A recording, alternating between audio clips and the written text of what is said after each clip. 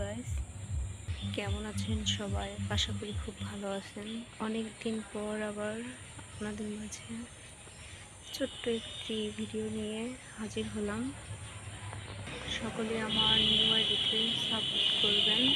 দেখুন, আজ আমার সন্ধ্যা ফুল গাছে অনেক সুন্দর সবুজের মধ্যে গোলাপি, দেখতে যেন অসম্ভব সুন্দর লাগতেছে।